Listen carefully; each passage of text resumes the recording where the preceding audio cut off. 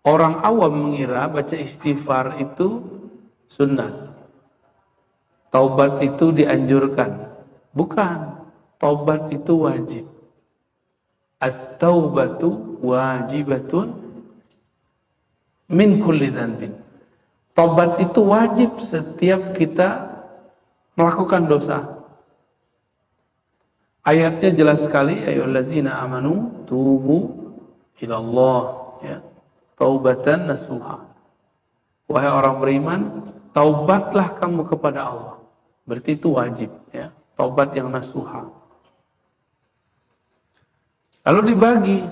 Dosa itu terbagi dua. Ada dosa antara hamba dan Allah. Ada dosa antara hamba dan makhluk. Kalau dosanya antara hamba dan Allah, maka cukup melakukan 3 hal. Pertama, ayyuqli'a 'anil ma'siyah. Menghentikan maksiat. Itu sudah bagian dari tobat. Yang kedua, ayyandama 'ala fi'liha. Menyesali perbuatannya. Ini yang disebut muhasabah. Dan ini biasanya dibimbing oleh seseorang. Biasanya kalau ada orang yang membimbing kita, berarti lebih enak. Jadi ketika kita dibimbing, ada namanya talqin istighfar. Istighfar itu dibimbing per anggota tubuh. Astagfirullah, ada dosa mata, dosa telinga, itu bisa bikin air mata berlinang, ya. Dalam hadis dikatakan an-nadamu taubah. Penyesalan itu indikator utama seseorang sudah atau sedang bertobat. Jadi kalau ada orang gampang nangis, nah itu bukan karena hatinya bersih, tapi karena dia merasa hatinya kotor. Nah, jangan GR dulu. Karena kita merasa kita kotor, maka kita nangis. Ya. Yang ketiga, kalau dosanya masih kepada Allah, ayya'zima alla ya'uda ilaiha abada. Bertekad untuk tidak kembali. Bukan berarti dijamin tidak kembali. Itu 2 hal yang berbeda. Apakah kalau orang tobat hari ini, besok dijamin dia nggak maksiat? Nggak tahu juga. Yang penting sekarang dia berniat dulu tidak kembali. Kalau besok takdirnya dia maksiat lagi, ya dia tobat lagi. Gitu. Ini berbeda dengan pemahaman banyak dai dulu. Kalau kamu tahu berapa dai, tobat cukup sekali. Ya. Bukan tobat cukup sekali ya. Setelah tobat tidak ada lagi maksiat. Maka nggak boleh tobat sambalado. Tahu sambalado, Pak John? Pak John makan waktu di Jambi ada sambalado nggak? Pedes, tapi nggak kapok, malah diulang kan gitu. Itu ilustrasi yang sebenarnya saya yakin itu bukan dari Allah, tapi dari iblis. Akhirnya orang-orang ngomong, ya sudah nanti aja tobatnya kalau udah tua. Itu cara iblis ngomong, kamu nanti aja tobatnya. Karena sekali tobat jangan maksiat lagi. Bukan begitu pemahamannya. Kalau sudah tobat, besok itu urusan Allah lagi. Kalau terjebak maksiat lagi, tobat lagi. Itu aja. Yang penting jangan niat maksiat. Jadi maksud beliau ini, setelah bertobat, tidak niat maksiat lagi. Cuma siapa yang tahu takdir kita masa depan? Kan nggak ada yang tahu. Nah, disinilah kita belajar untuk hati-hati. Kita nih ngelihat ada orang maksiat sekarang. Kita jijik ngelihat dia maksiat. Tunggu aja, nanti kita yang maksiat. Jadi jangan pernah jijik ngelihat orang-orang maksiat. Menghina orang yang maksiat, itu berbahaya itu.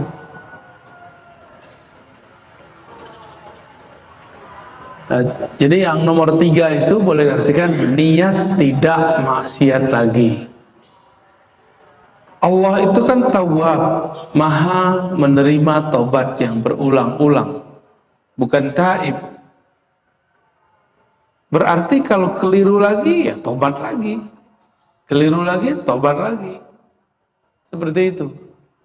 Oh ini dong main-main. Bukan main-main. Kita nggak tahu masa depan kita. Ada yang bisa jamin setelah pengajian ini matanya nggak maksiat, kan nggak ada.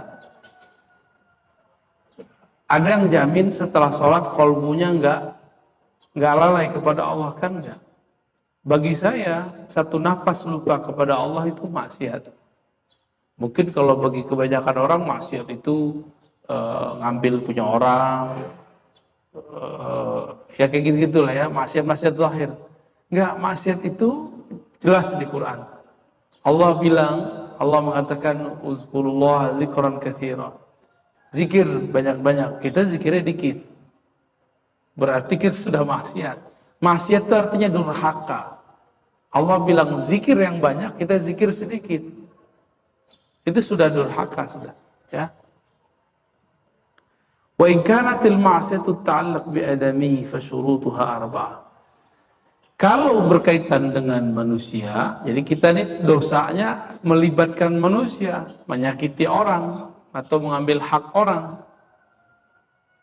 Maka ditambah 3, ditambah 1 lagi, 4. Mengembalikan haknya jika itu kita mengambil haknya, dan yang kedua satu paket itu ya, mengambilkan haknya dan minta ridho kepadanya. Nah itu yang paling penting ya. Kalau orangnya kita omongin, kita gibahin, istahallahu, minta supaya dia memaafkan. Wah ini dosa ngomongin orang banyak banget nih ya. Kalau mencaci haddu qazaf, jika kita pernah memfitnahnya, maka harus meminta maafnya. Jika menggibahnya, meminta halal darinya. Wajibu ayyatuba min jami'i dzunub fa in taba min ba'daha sahat taubatuhu inda ahli al-haq. Ya. Kalau orang tobat, ini tobat maksiat itu kan banyak. Kalau dia tobat cuma separuh maksiat, ya separuhnya diampuni, separuhnya enggak. Itu disebutkan di sini.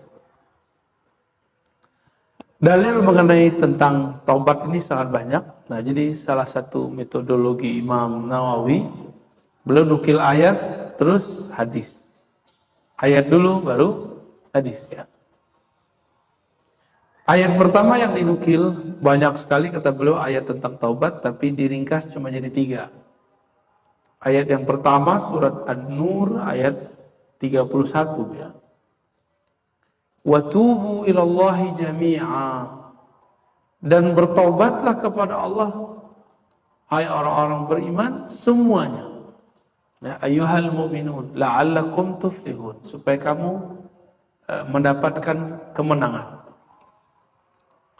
Dalam tradisi ahli rohani, orang tidak akan mendapatkan kesuksesan qalbu rohani kecuali dia mulai melalui pintu taubat. Ini ayatnya. Jadi taubat itu babul falah, pintu kesuksesan rohani. Maksudnya gini, taubat itu sama kayak bersih-bersih. Kita punya baju kotor, dipakai dulu atau dibersihin? Kalau kita punya baju, ya dibersihin dulu baru dipakai. Kita mau masuk rumah, kaki kita kotor, langsung masuk atau dibersihin dulu kakinya? Dibersihin dulu kakinya, itu yang disebut taubat. Kalau kotor di kaki, kaki yang dibersihin. Kita mau masuk masjid, tapi lagi junub, mandi nggak? Itulah yang disebut dengan taubat. Jadi at-taubatu babul falah. Taubat itu awal dari kesuksesan rohani. Jadi orang kalau tidak mulai dari taubat, apa yang terjadi? Jika dia beragama, misalnya tadi dia orang awam nih, Orang awam hijrah, kan sekarang lagi tren namanya hijrah. Tobat. Kalau dia tidak tobat dari kolbunya yang bermaksiat, kolbu itu ada dosa. Ada orang hijrah cuma pekerjaan doang. Hijrah dari pekerjaan bank, hijrah dari rentenir, itu hijrah zahir doang. Ada yang hijrah cuma dari jilbab menjadi pakai jilbab, dari pakai celana ke pakai sarung gitu, atau celana di bawah kaki menjadi jingkrang. Itu baru zahir. Dari tidak berjenggot jadi berjenggot, itu baru zahir, nggak ada efek kepada rohani. Yang ditobatkan harus semuanya, itu kata Imam Nawawi tadi. Maka wa tubu ilallahi jami'a, ini juga bisa berarti jami'an, ini bisa berarti tobatnya utuh atau orang berimannya utuh. Jadi tobatnya zahir batin. Misalnya kita pernah sombong, sombongnya ditobatkan. Ya Allah, aku sombong, ampuni sombongku. Pernah sombong nggak? Pasti pernah sombong. Nggak ada manusia nggak pernah sombong. Saya aja pernah sombong. Ya. Pernah ngaji kitab ini. Ngerasa lebih pinter dari orang, itu paling bahaya itu. Pernah ngerasa lebih suci dari orang nggak? Pasti. Ngerasa lebih banyak wirid dari orang? Pasti pernah. Ya. Merasa lebih baik daripada orang lain dalam hal apa saja, itu kibir, sombong. Dan itu harus ditobatkan. Harus diikrarkan, ya Allah, aku sombong. Aku pernah merasa lebih baik dari orang lain. Kita berbaris di sini satu saf. Terus perasaan kita merasa lebih benar dari orang samping, udah itu sombong. Harus ditobatkan itu. Kalau enggak, apa yang terjadi? Kalau dia hijrah dari orang biasa kemudian menjadi berpenampilan soleh, kolbunya belum berubah, apa yang terjadi? Kalau dulu masih awam, sombongnya dengan duit, sombongnya dengan mobil, dengan rumah, sekarang ganti. Sombongnya pakai agama. Dia menyombongkan amalannya. Dia nyombongin aliran kelompoknya. Makanya ada kelompok nggak mau dengerin kelompok lain, itu kan karena sombong. Ada orang nggak mau dengerin majelis selain majelis yang sepaham dengan dia. Itu bagian dari kesombongan sebenarnya. Ya. Dan itu lagi banyak sekarang dan dijadikan sebagai tren beragama gaya baru. Ya.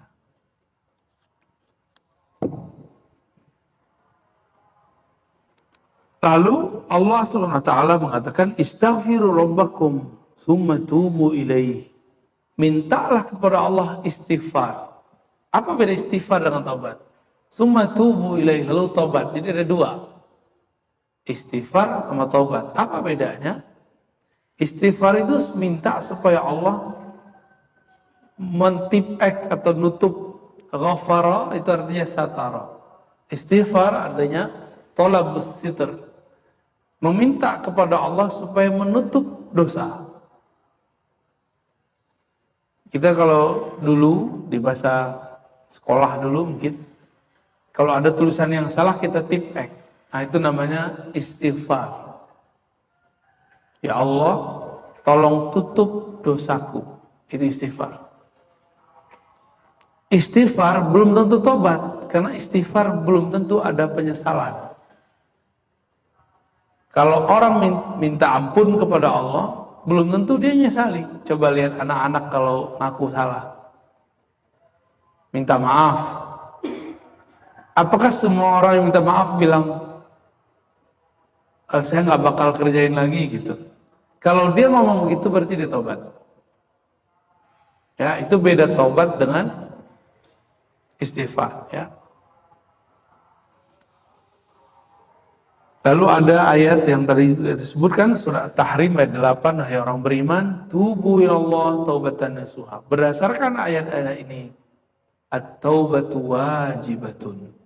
Taubat itu wajib. Setiap kali terjadi maksiat, ya.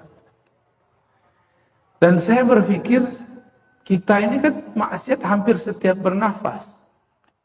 Maka sebenarnya amal basic kita adalah taubat itu ya.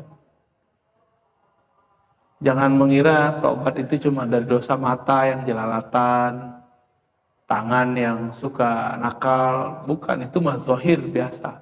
Tapi taubat yang paling inti adalah kolbu yang bernoda ya. Hadis pertama yang beliau tulis, hadis yang sudah masyhur, pertama dan kedua. Kalau pertama dari Abu Hurairah, kedua dari Al-Aghar bin Yasar. Nabi mengatakan, wallahi, demi Allah, inni la astaghfirullah, sungguh aku minta ampun kepada Allah sehari lebih banyak daripada 70 kali. Kita coba lihat, Nabi punya dosa nggak? Nabi punya dosa? Gimana Pak? Nabi ada dosa nggak? Ada. Maksum. Nabi terpelihara dari dosa. Terus Nabi istighfar dari apa? Istighfar Nabi itu dari apa gitu? Berarti istighfar dan tobat itu bukan karena kita itu berdosa, tapi karena merasa berdosa. Itu bedanya. Nabi Muhammad itu selalu merasa ada kesalahan di hadapan Allah. Kita itu selalu merasa tidak salah. Itu aja bedanya. Maka orang yang dapat nur, warisan dari Nabi Muhammad SAW, dia pasti tidak menyalahkan orang lain jika ada masalah. Dia pasti salahkan dirinya. Nabi Adam diciptakan Allah karena berkah nur itu. Ketika ia terlempar ke muka bumi, dia tidak menyalahkan iblis. Beda dengan iblis. Iblis ketika dia salah, yang dia salahkan siapa? Allah. Bukan dia salahkan Adam, yang salahkan Allah. Ya Allah, bukankah aku ini ciptaanmu? Aku durhakamu ini kan engkau juga yang ciptain. Itu kurang hajarnya iblis itu. Ya. Gimana, kita gitu nggak? Jadi gaya-gaya iblis itu gaya-gaya ngeles. Saya ini kan hamba engkau juga, ya. Berarti saya maksiatnya engkau yang takdirkan. Nah, berarti dia menyalahkan Allah. Jadi iblis itu tidak hanya menyalahkan manusia, tapi dia juga menyalahkan Allah. Nah, ini yang berbahaya. Maka kalau di komplek kita misalnya ada orang suka nyalahin orang lain, itu udah pewaris iblis sudah, ya. Gampang aja ya. Lihat aja, di masjid ada kesalahan, terus lempar ke orang, itu iblis tuh dalamnya, harus tobat. Tobat dari karakter iblis. Gitu. Jadi suka melempar kesalahan sendiri kepada orang. Dan itu banyak, di setiap komplek itu ada ya. Di komplek kita ada juga. Di semua tempat itu ada. Tanya aja yang pernah tinggal di komplek mana aja. Itu kejadian. Itu ujian kita bertetangga. Maka saya kalau doa, saya tambahkan Pak.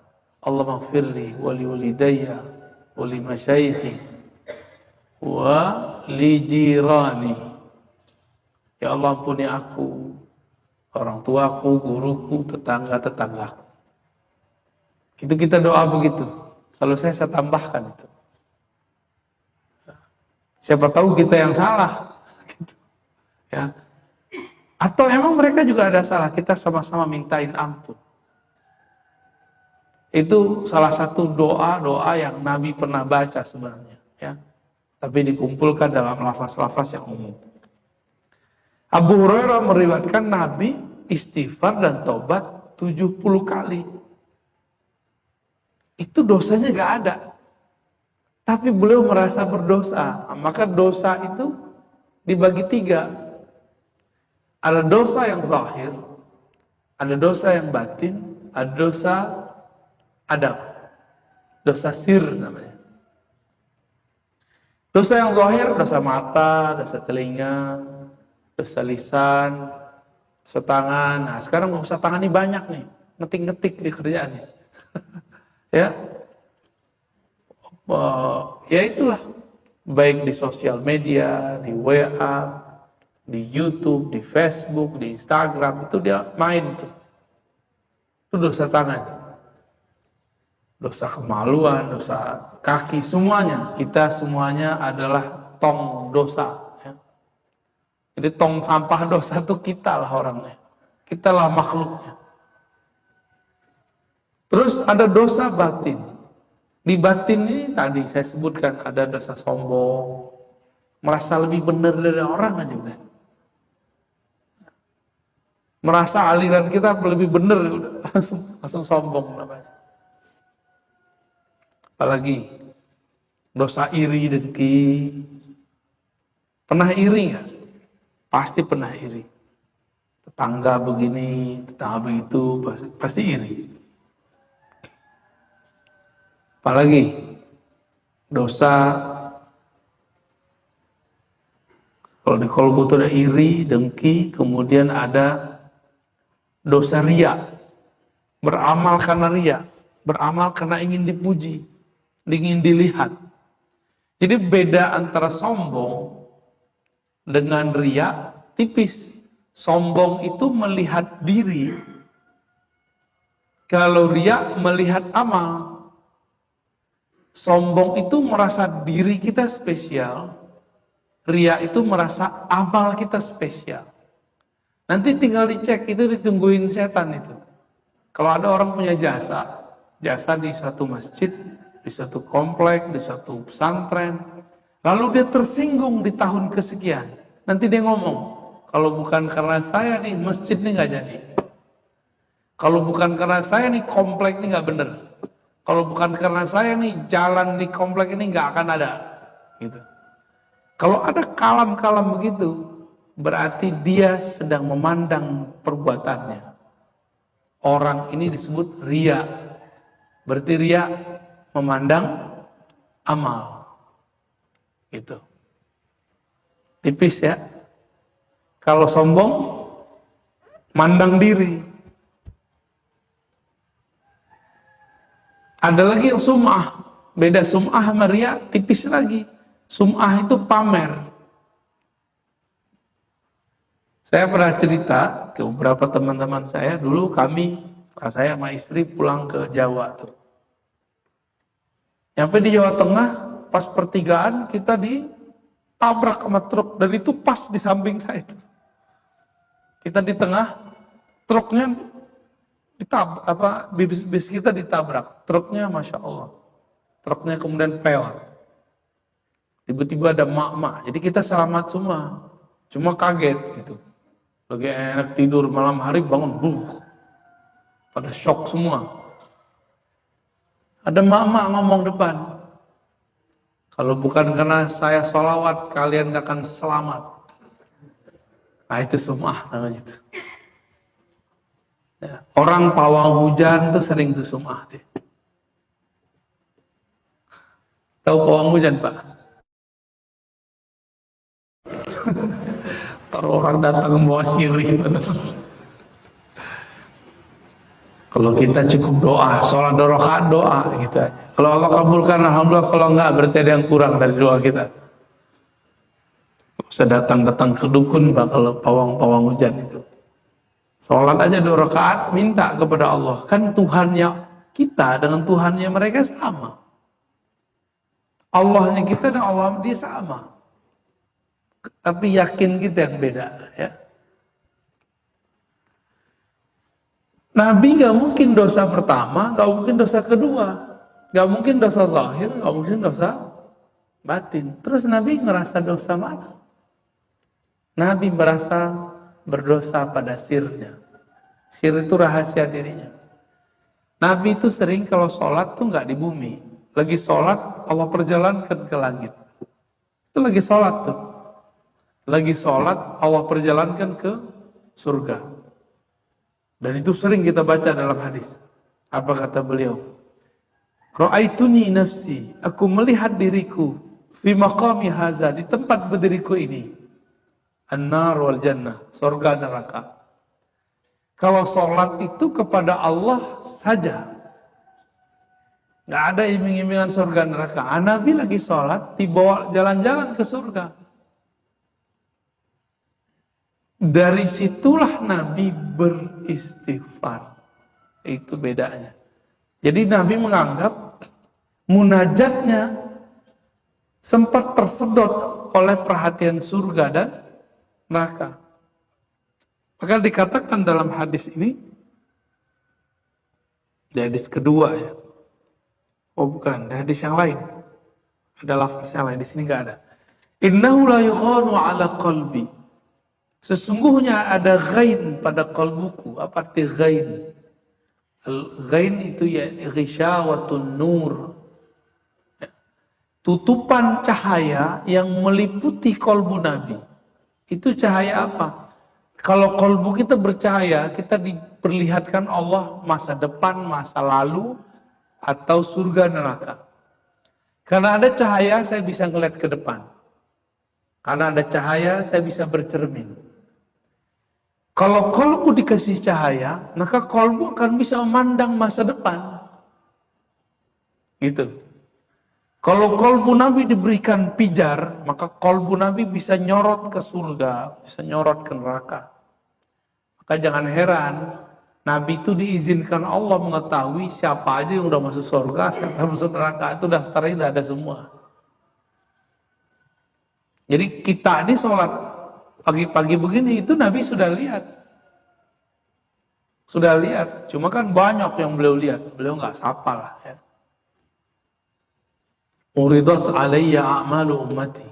Amal umatku diperlihatkan kepadaku. Nah, kita lagi duduk-duduk mengkaji hadis beliau, itu Nabi sudah diperlihatkan.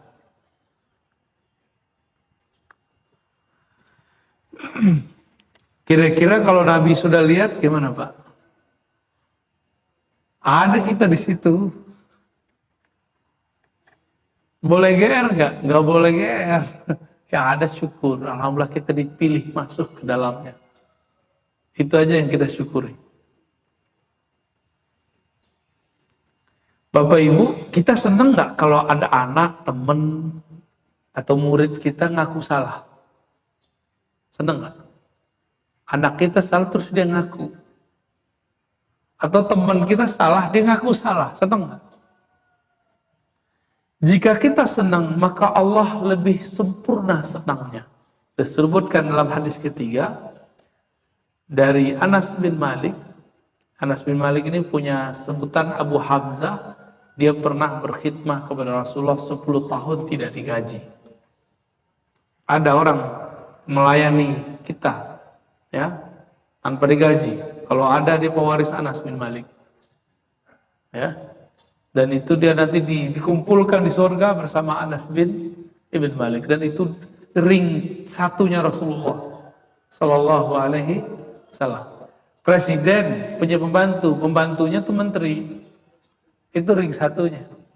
Kira-kira begitu modelnya. Anas bin Malik ini ring satunya Rasulullah. Kalau di kitab disebut Khadimur Rasul. Kalau saya nyebutnya Sayyidul Khuddamir Rasul. Penghulu, pemimpin para pelayan Rasulullah SAW. Apa kata Nabi? Kata Anas, Rasulullah SAW pernah mengatakan kepadaku, Lallahu afrah bitaubati abdi min ahadikum saqata ala bahirihi wa qad adallahu fi ardi fala. Allah itu sangat senang jika ada orang bertobat. Bahkan lebih senang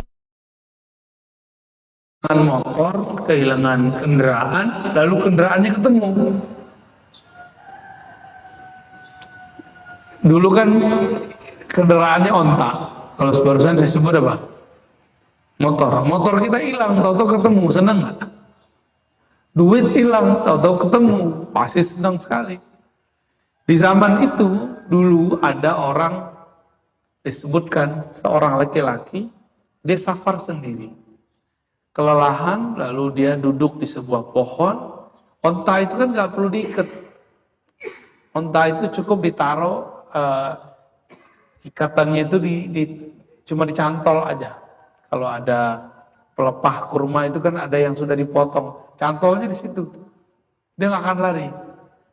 Tapi kali ini ontanya lari. Dia di tengah padang pasir, bingung mau kemana dan bagaimana caranya.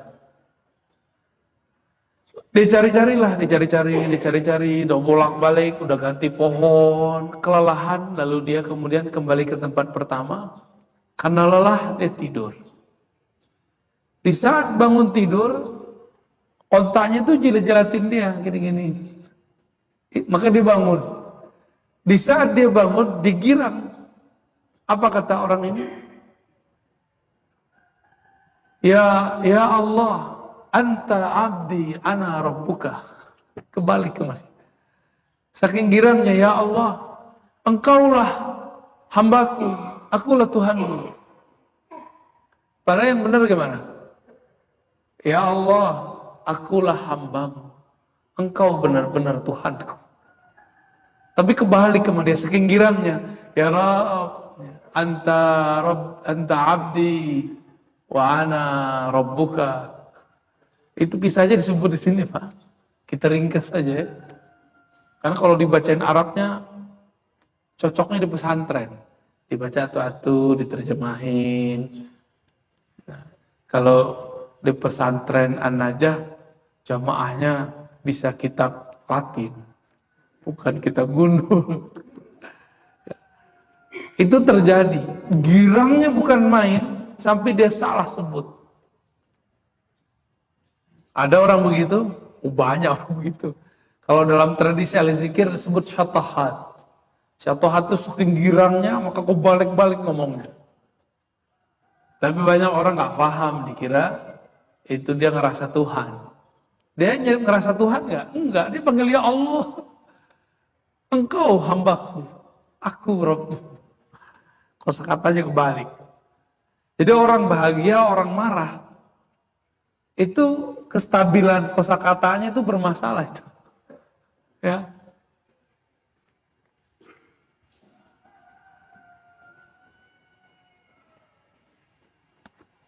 Hadis berikut ya.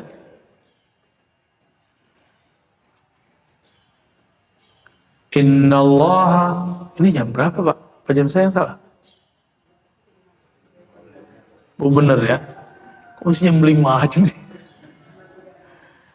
Lama amat ya rasanya waktu. Apa saya kurang menikmati, Pak? Kelelahan kali ya, mohon maaf. An Abi Musa Abdullah bin Qais al-Ash'ari an Nabi sallallahu alaihi wasallam. Tobat itu tidak mesti malam hari. Enggak mesti depan kiai. Ini perbedaan agama Islam dengan agama lain. Di agama lain, tobat itu harus ada pengakuan di depan pemimpin agamanya, agama tertentu ya. Tapi dalam Islam, siapa saja bisa bertobat kapan saja. Siapa saja boleh dapat bertobat kapan saja. Coba kita lihat. Inna Allah yabsutu yadahu bil-laili liyatuba musii'un nahar. Allah yabsut yadahu. Allah mengembangkan, melepaskan yadnya. Yad itu secara harfiah artinya tangan. Tapi kita kan nggak boleh membayangkan tangan begini. Terus apa maknanya? Hanya Allah yang tahu. Tapi yang kalau kita mau memaafkan orang, kita unjukin tangan ya. Aduh gue maafin lo gitu ya. Ya gak? Nabi lagi berbicara dengan manusia. Nabi ibaratkan sebagaimana manusia itu kalau maafin orang manusia itu menjulurkan tangannya untuk menerima ungkapan maaf dari orang. Kira-kira Allah diilustrasikan begitu. Baik siang musii'un nahar, orang yang bermaksiat di siang hari, ataupun musii'ul lail, orang yang bermaksiat di siang hari. Jadi nggak usah diundur-undur gitu maksudnya. Sampai terbit matahari di bagian barat. Barat sono ya.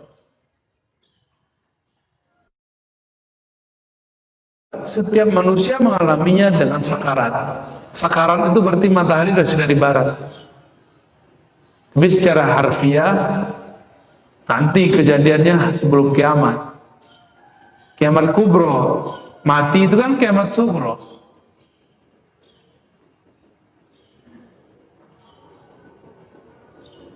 Ada makna lain dari maksiat siang dan malam.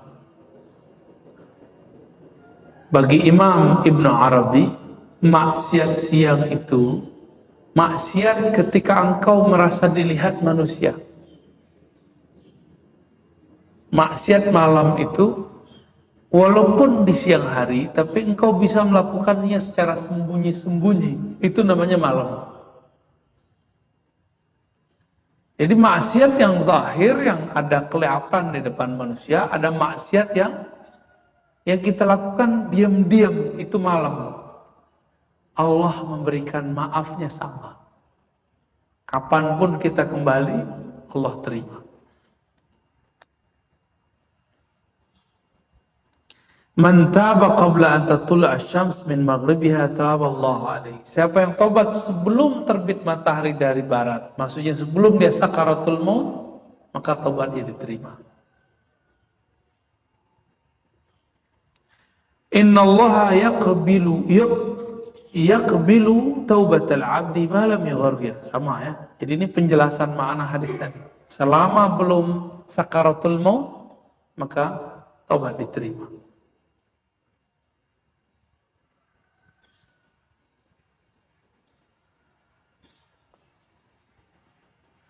Wah, hadisnya panjang dia.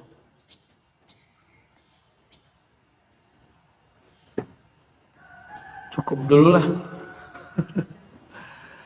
Tadi ada tiga dosa, Pak. Yang paling penting. Dosa zahir, dosa batin, dosa sir. Nabi itu tidak mungkin dosa pertama, kedua. Tapi merasa dirinya punya dosa sir. Dosa sir ini maksudnya ke adab. Masuknya ke adab. Nabi itu merasa tidak sopan. Nabi Nuh itu enggak dosa. Wajar udah 950 tahun dakwah, dicuekin sama kaumnya, malah dipipisi, itu kapalnya. Apalagi Nabi Ibrahim enggak dosa ketika berbicara berbohong tanda kutip. Tapi dia merasa berdosa. Nah, inilah beda Nabi sama kita. Kita dosa tidak merasa, Nabi tidak bermaksiat, tapi merasa bermaksiat. Nah, itu maksudnya ke bab adab. Kalau kita sudah masuk ke bab itu, berarti orang ini pewaris Nabi.